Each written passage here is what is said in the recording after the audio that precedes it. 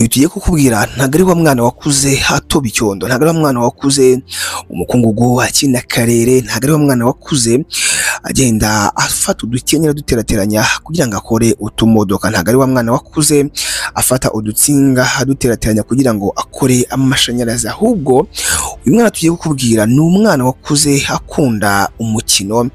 Navuga ngo abenshi mu cyaro bawita sinabyaye, cyangwa se agaba yafata umwana akamukubita iwabo bakaza kwihaniza, mu kanya haba hadaciye iminota, mu kanya hakaza abandi babyeyi bati rwose umwana banyadukubitiye umwana. Dore yuko ngo mu bwana bwe bivuga yuko uyu mwana ku myaka y'itanu yateraga n'ubundi amakofe, ikofa guteye ukagira ngo ni iry'umusore w'imyaka 30. Agace yakuriyemo nk'uko twari kubwiye haruguru kari kiganjemo amabandi ndetse n'urugomo. Mu myaka ye y'ishuri yakundaga gufatwa n'inzego z'umutekano azira ubujura, urugomo ndetse n'ibindi bikorwa by'ubugizi bwa nabi. Ibaze nawe umwana uvuka ariko yaba atangiye ishuri, polisi igatangira kumwirukankana, igatangira kumwirukaho kubera ubujura, urugomo ndetse n'ibindi bikorwa bitari byiza. Baramufataga bakamujyana, nyuma yaho bakaza kumugarura. Abantu benshi bakavuga bati uyu mwana ntabwo rwose ejo hazaza he hameze neza. Nyamara hagati y'umwijima w'ubuzima bwe hari ikintu kimwe cyahindutse igicumbi cy'amahirwe ye, gukubitana n'abantu bamubonamo impano idasanzwe mu mukino w'iteramakofe boxing. Ubwo yajyanwaga mu kigo cyitwaga Taylor School for Boys, niho yahuriye n'umutoza wabaye nk'umubyeyi we. Arangije uwo mutoza aramumenyereza, atangira kumutoza umukino w'iteramakofe. Umutoza bamwitaga Kashi Damato. Umutoza wamubonye akiri muto aramufata, amutoza imico n'ubuhanga bwo kurwana mu rwego rwo hejuru. Uyu musore utarigeze agira amahoro akiri muto yaje kwishyira hamwe n'imbaraga ze z'umubiri, umujinya yakundaga kubera agahinda ke ka kera n'inyigisho z'umutoza we, maze ahinduka igihanganye kitari kitezwe n'isi, maze isi yose itangira kumuvuga. Bamwe batinya izina rye, abandi baramutangarira, ariko bose bagahuriza ku kintu kimwe cyo kuvuga ngo uyu mwana ni indwanyi. Ni umugabo w'amateka, ni umugabo tugiye kugenda tukuramburira akantu, kandi wowe usabwa no kutajya kure ikiganiro cyacu, ubundi ukamenya umugabo wabaye igihangange mu mateka ya boxing, umugabo ufite imidari myinshi, umugabo wakubise abantu bamwe bagahwera. Nyuma yuko atangiye kwiga iteramakofe, ubuzima bw'umusore bwafashe icyerekezo gishya.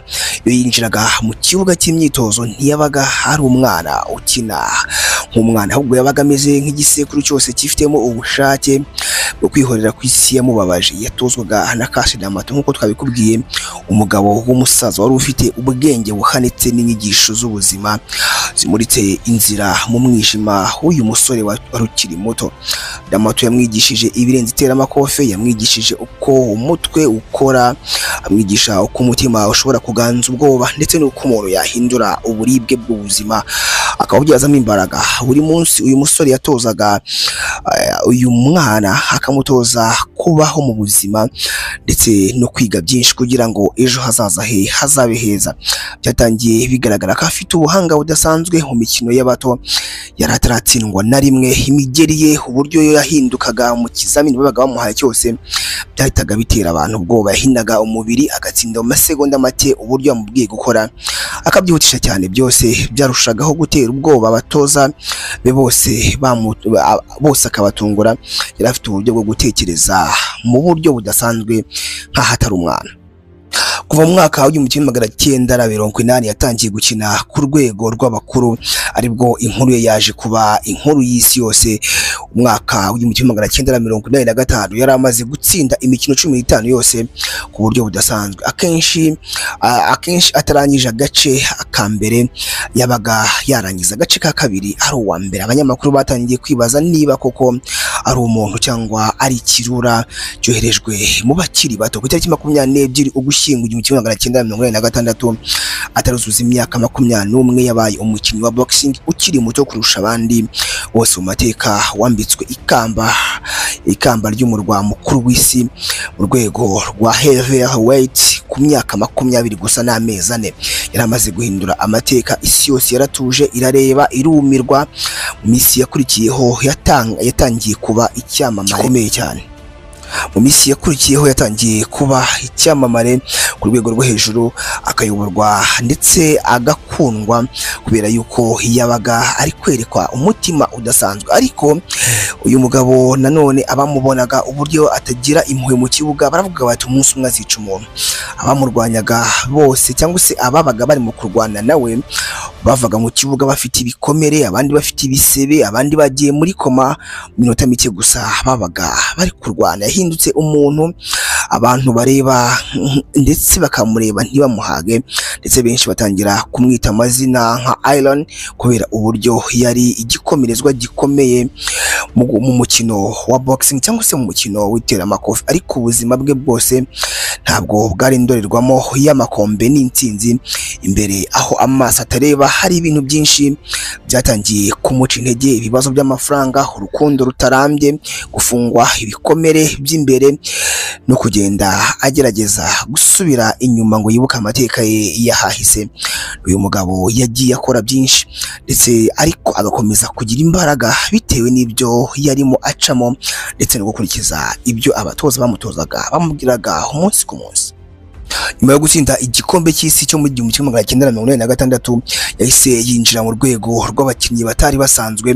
Nta numwe washidikanyaga ko ari we wa mbere umwami w'iteramakofe ku isi muri heavyweight kubera igihembo yaramaje guhabwa. Imbaraga ze, umuvuduko we, uburyo yamenyaga uko ahanganye mu gihe ari kugenda arwana n'umuntu uko yakubitaga, byose byamugiraga igihanganye cyihariye. Mu mwaka w'1987 yahise yegukana n'andi makamba abiri akomeye ariyo yitwa WBA World Boxing Association ndetse n'indi yitwa IBF International Boxing Federation. Ibi byatumye aba umusore wa mbere mu bateka wubatse impamyabushobozi y'ubwami bwuzuye cyangwa se undisputed champions mu gihe gito. Isi yose yatangiye kumutega amatwi atari gusa nk'umukinnyi ahubwo nk'umuntu uri guhindura amateka ya sport. Icyo gihe inyubako yose cyangwa se inyubako zose zabaga zirimo imikino ya boxing hagombaga kuba hagaragaramo ifoto y'uyu munyabigwi. Aho yageraga hose yahitaga aca ibintu abantu bakatera induru ku buryo bukomeye nk'aho babonye ikirangirire ndetse kandi kuko cyari cyo mw'iteramakofe. Ahantu hose baramwamamazaga ndetse ibikorwa bye bitangiye kugenda bifata indi ntera, n'abanyapolitiki batangira kumwifashisha mu kugira ngo amajwi yabo yumvikane. Mu kugera kuri mwaka w'1988 yakomeje gutsinda imikino yose harimo n'umukino wo kurwana cyangwa se wo yarwanye n'umugabo witwa Michael Spinks wari uzwi nk'umukinnyi udakunda gutsindwa. Tyson yamutsinze mu masegonda 91 gusa. Urumva nta no guha iminota 2 yageze. Ibintu byahindutse nk'agahinda ku bakunzi ba Spinks, ariko bisiga Tyson abaye ikirangirire gikomeye cyane ku isi. Ariko imbaraga ze nyuma zakomezaga kwiyongera uko iminsi igenda ishira. Aho kugira ngo agende abantu benshi bavuga ko asaza, ahubwo niko imbaraga zizagendaga zikomeza kwiyongera. Niko ubuzima bwo mu gikari bwatangiye kuzamo ibibazo, nubwo imbaraga zagendaga ziyongera. Nyina yaramaze igihe gito yapfuye. Umutoza we w'ingenzi Cass D'Amato nawe yaramaze kwitaba Imana mbere yuko atwara ibyo bikombe byose. Ibyo ngibyo byaje gutuma Tyson aguma wenyine mu isi ituje irimo amafaranga ariko itarimo urukundo, ahubwo yiganjemo ubwigunge. Ubuzima bwe bwite bwatangiye kujya ku karubanda gucana n'uwahoze ari umugore we Robbie Givens. Amakimbirane, umuryango watangiye kuzamo amakimbirane n'umudamu witwa Robbie Givens. Amakimbirane atangira gutyo bijyanye n'ubuyobozi bwe bwa sportif, kwiyongera kw'imyitwarire idasanzwe. Itangazamakuru ryatangiraga kumuhiga, akantu kose akoze rikavuga. Uko yafatwaga nk'intwari niko yagiye ahinduka umuntu abantu batangira gukemanga. Bamwe bamwita ikimenyetso cy'umujinya udafite icyerekezo. Ibyo bibazo byagiye birushaho gukomera kugeza ubwo mu mwaka wa 1990 yatsinzwe umukino utari uzwi cyane witwa Buster Douglas, atsindwa ku ikubitiro, ibintu benshi batigeze bafata neza nk'abafana be. iyo tsinzwe cyangwa se uko gutsindwa kwe kwamuciye intege Mike Tyson, ari nako ibibazo by'ubuzima bwe bwite byiyongera, birimo urukundo, ibirego by'ihohotera ndetse no kuba atamerewe cyangwa se adafatwa neza n'itangazamakuru, kuko itangazamakuru naryo ryari ririmo kumuhiga bukware ku kantu kose agiye akora umunsi ku munsi. Nyuma y'iyi ntsinzwi ye yacitse intege, ubuzima bwa Tyson bwafashe icyerekezo cy'umwijima ndetse atangira kugwa mu bibazo bikomeye byanateje nyuma yaho kuza kujya muri gereza. Mu mwaka wa 1992 ubuzima bwa Mike Tyson bwafashe indi ntera iteye ubwoba. Yari amaze gusenyuka mu buryo bwose, umutima, ubuzima bwite ndetse n'icyerekezo. Ku bantu bari bamufitiye icyo gihe, yaregwaga n'umukobwa witwa Desire Washington, wari umukandida mu irushanwa ry'ubwiza rya Miss Black America. Yamushinjaga kumufata ku ngufu mu cyumba cya hoteli Indianapolis.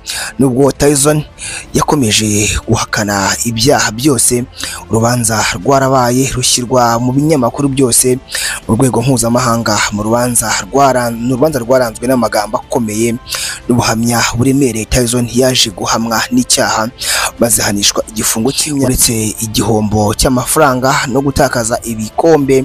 Icyo gihe cyari icy'umwijima ku buzima bw'uyu munyabigwi.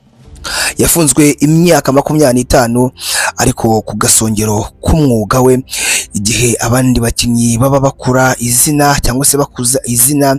Gereza yamubereye ishuri ry'ubwigunge n'iyicarubozo ry'umutima. Yahoze ari umuntu wahoraga yibera mu mahoteli ahenze, imodoka zihenze, abantu benshi barenze ari bo nshuti ze, ariko muri gereza yambaye imyenda isa n'iy'abandi ndetse abaho mu buzima busanzwe nk'ubw'undi muntu wese uciriritse. Ibyo byose byamwigishije isomo rimwe rikomeye: isi iguha icyubahiro iyo uri ku isonga, ariko ntiyaguha icyubahiro mu gihe yamaje kugucisha bugufi. Mu gihe yari muri gereza, hari abamufashe nk'umugabo waguye mu mutego ubwamamare n'ubukire, abandi bamubona nk'uwagambaniwe n'amateka, dore yuko abantu benshi burya ngo iyo ugenda utera imbere ari nako abantu benshi bagenda barushaho kugenda bakugambanira umunsi ku munsi.